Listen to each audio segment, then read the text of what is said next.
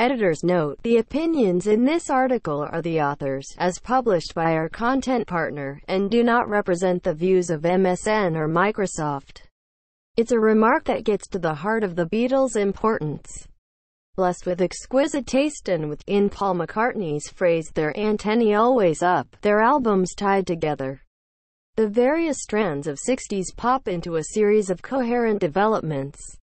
Beatles naysayers point out that a lot of the innovations of the 60s weren't theirs, that they tended to be sparked by others' ideas, from Bob Dylan's lyricism to the band's rootsy, back-to-basics approach to the vast debt to black American music that runs through their catalog, but aided by the fact that they were just better songwriters and more alive to the possibilities of the studio as extra instrument than anyone else. The Beatles tended to hone those ideas to their point of greatest effect. Pop psychedelia may have fomented at the recording sessions for The Byrds' 8 Miles High in December 1965, but it found its most potent expression in the records the Beatles released over the next 2 years. By collating, curating, embellishing and developing, the Beatles gave pop form. They acted as a unifying force. Alexis Petridis is The Guardian's chief pop and rock critic. Instead, the latent rebellion of 60s youth is focused on folk music. Nothing looks cooler in Soho or the Village than a battered acoustic over the shoulder, scrawled with anti-war slogans.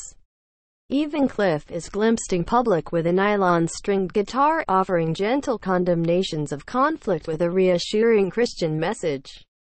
14-year-old Donny Osmond followed suit, and their Jesus Saves concert in 1971 cements pop's image as the soundtrack of teenage conformity.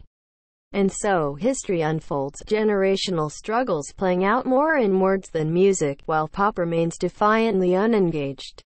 Thuggish fascists briefly fuel an unwelcome late 70s revival of electric rock, but this anachronistic gesture from self-dubbed punks is quickly squashed. The real rebellions are elsewhere, in fashion, art, folk music and poetry, and none of them impinge on pop. Peter Doggett is the author of You Never Give Me Your Money, The Battle for the Soul of the Beatles, published by Vintage. What other forms might have become pop, the pop cultural phenomenon, if pop hadn't been pop?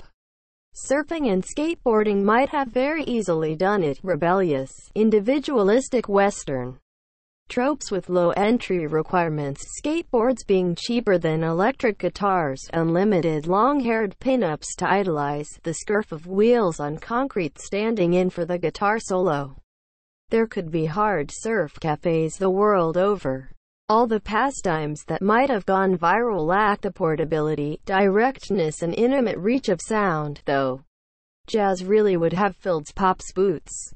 Imagine from Manchester to Melbourne via Mombasa and Moscow, everyone worshipping the saxophone instead of the electric guitar.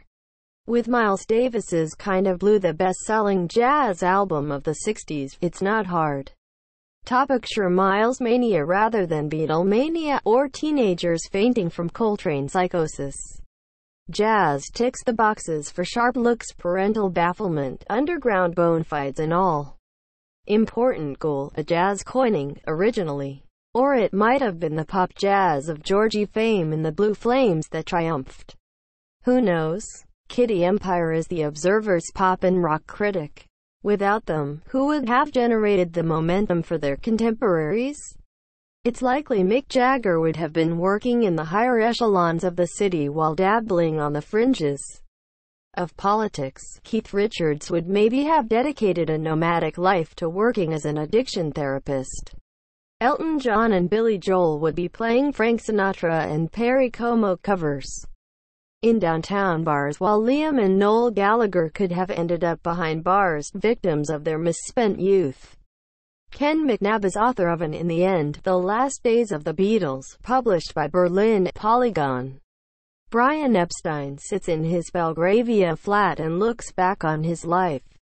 He often thinks what would have happened if he'd never gone to the cavern. He would have kept the record shop going. Perhaps, maybe opened a few more. But the Hollies did well out of him. They had some great tours, as did Scylla, whose Memphis album he was proud of. He'd pushed her to do that, but he'd always wanted an act with more charisma, like the Rolling Stones, to get his teeth into. He'd never quite found it. The thought plagues him sometimes, then it drifts away. Jude Rogers is a Guardian music writer. Pictures, unseen Beatles. Hundreds of images are revealed charting the band's rise to fame after worldwide hunt for footage of the Fab Four. Yesterday is released on the 28th of June.